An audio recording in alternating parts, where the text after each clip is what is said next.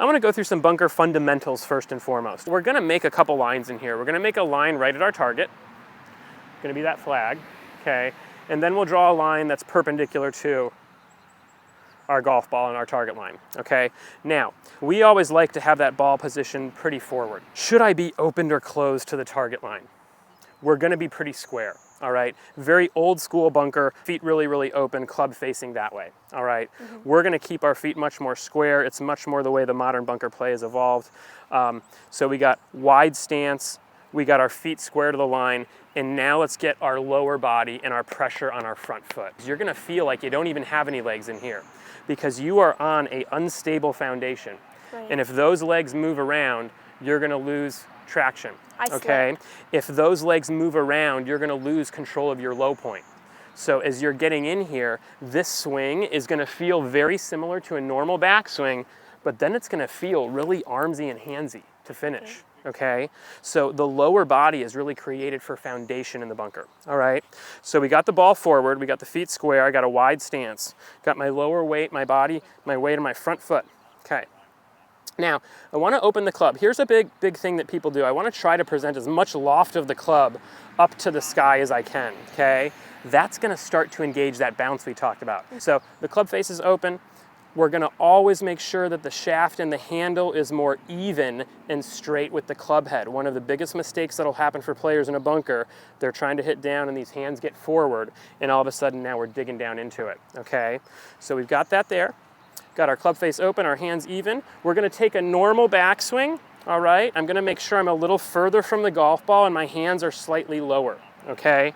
That's gonna create some angle. And from here, it feels like this, Brooke. You're gonna go normal backswing and it's gonna feel like your arms and wrist and club create the speed. Your hands and club head are gonna pull you forward to the finish. Okay. So it's not keep my lower body still and swing like that, right? Okay. It's my lower body is still, my hands and wrists are going. So we're up here, ball forward, club face open. We always like to look an inch or two behind the golf ball, okay?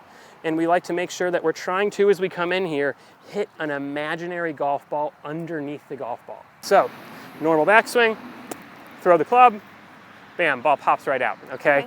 We're gonna get that club and that ball up there, very nice, and we're gonna make sure we never get, the best bunker players in the world, Luke Donald, would always talk about feeling like the hosel, the corner here, is the closest thing to the golf ball. Okay. And 9 out of 10 amateurs, the handle is in front of that and closer to the golf ball and more in front, okay?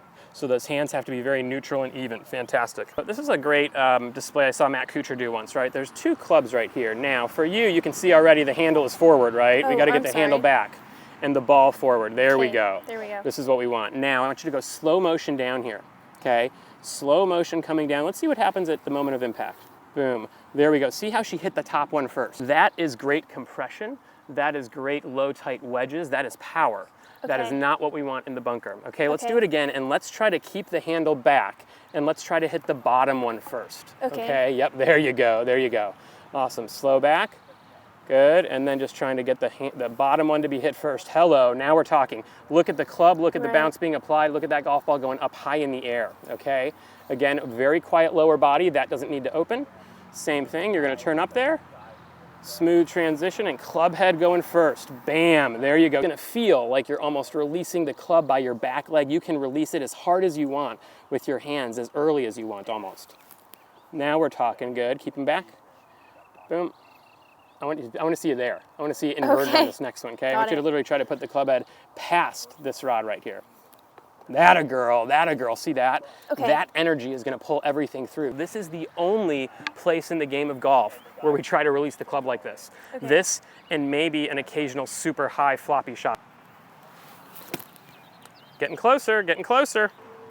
Hands back, good, awesome. Throw that club right into the sand. Ooh, much better. The best players in the world tend to get it a little closer because they need to generate spin. But here's the thing, with sand here, and I would grade this as kind of like slightly thin, we can hit anywhere from 1 inch to 2 inches behind it. We've got to make sure we don't get too far behind that with this sand. If it was fluffy, you could throw it in a foot behind the golf ball and you got no problems, okay? So as you set up too, one of the things we mentioned, let's get the ball position more forward. There we go. We can make sure that we hover our club and we actually look at the sand instead of looking at the ball. Because think about this, guys. I want to hit the sand. I want to try to hit that imaginary ball underneath the golf ball. I don't want to hit that golf ball. So if I'm looking at that golf ball, guess what happens to a lot of good players? They hit that golf ball, yes. right? So one of the things, we can have it a little bit behind it, and you can be looking at the sand. You can get a great setup and be aggressive with those hands, release it from the top, okay? Hands are back at address, one of the biggest things for you. There you go, hold it here. Let's bump the hips and make sure the weight is forward. That was a big one right there, saved ourselves a chunk. Wow, much better. At the end of the day, bunker play is about one thing: your ability to take some sand and throw that sand out on the green, okay? If you can throw some sand out on the green, the ball's gonna go out on the green as well. And you're gonna try to throw sand from there to there out, okay? Yep, absolutely.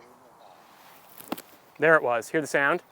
Everybody can learn from this. If you guys go in the bunker and you simply take that club and you throw the back of it against the ground, that was kind of what that sounded like, right? Right. When we don't get that sound, the leading edge is digging in, okay? So when you get a little more thump, great bunker players have, every one of them at one time in their life, practiced out of the bunker just by taking practice swings and the sound of the club. Better. That was a little bit too far behind. A lot of lower body movement. Keep that lower body really quiet for me, okay? Try to have it just dead still. Lower body really quiet, and wider backswing with no wrist. Good. Okay. And again, quiet lower body. Let the club head pull your body up to the finish. Okay. Let the club head here, this is big, let the club head pull your body to the finish. Everything is in ice from your waist down. That was what I need more of. We've got to learn how to create speed with the lower body and a block of ice for you. Boom. There you go. There you go, there you go, there you go. Now we're talking. There was a sound. Way better sound. Yes. Right? Way better sound. All right, guys, so she had a great question. She said, do I use 60 or 54? And I said, all right, well, if we were 60 to 56, we would have a discussion. 60 to 54, you're probably going 60 every time. Now, I grabbed a look at her club because more important than your decision on the wedge number itself, 60 or 56, is going to be the bounce, all right? It's something that's really important in the golf swing. And here, I grabbed her club and it says 10 degrees of bounce. Now, the bounce number is important, but it's also the grind and how this club is shaved, okay? So the other thing I noticed about this club is that it says this here. It's Cleveland Club. I'm not that familiar with it, but it says hollow cavity. And anytime you hear cavity in the game of golf, it's going to be promoted more for forgiveness on a full shot to allow the player to hit anywhere on the face and have it kind of spring up and be more solid. It's not great for feel. As we look at this, you'll see a difference in the foundation. There's no cavity here. There's no reason for them to create forgiveness on the face because I want to create control on my face. This club here has got a very different leading edge too, right? And back of the club and bounce. This one is a little bit thinner. It's going to be able to get into the ground a little bit more. Right. This one is a little bit wider and can't. This one would actually be much easier for a bunker with a lot of sand. Okay. And as we said to her, she plays in Houston, and they have a lot of issues, just like here. When the rain comes, the sand gets out of the bunker and they get really thin. This tool makes it very hard to get out of thin bunkers. And you know what? We don't have a lot of ground in sand in here today, so it's going to be a great test. Okay. The moral of the story, for a player like you, we need to upgrade your wedges. Okay, I got these wedges when I was not as good of a player. Absolutely, absolutely. And it was the right choice then, but now you're a much, much better player, and we need to get you something that's built for more performance. So your tools will make a big, big difference. Okay. All right? Good. Let's do a little recap for you, Brooke, okay? So for you, the most important things are, number one, understanding your tool. Right? That tool means that you can't have the club face as open as normally people would because that club was built to be versatile from the fairway, okay? Not efficient in the bunker. So we're gonna have a more square face for you. We've gotta make sure we get out of this feeling, which is the preset compression, and more here, all right? And now as we go in the backswing, for you, what feels like this is really gonna be full hinge, okay? If you get more than that, and when you try to hit it harder, we start to see that club lag behind, and that's where the sand comes out short and to the right. Okay, so your best, go ahead and jump over there. Some of your best drills for you are just working on dragging the hands back and throwing the club through, and look how I can throw that really easily. I keep it nice and wide, back and through, boom, throw that sand out there. And again, for you, as the player you are, the lower body has got to feel like nothing's happening. Okay. Right? So we're up here, we got the setup, the ball forward, weight forward, hands even, and now I'm going to go head up here, no wrist on the way back, and throw that club through nice and high and straight. Okay? Awesome. Thanks so much for letting us peek in on your bunker lesson.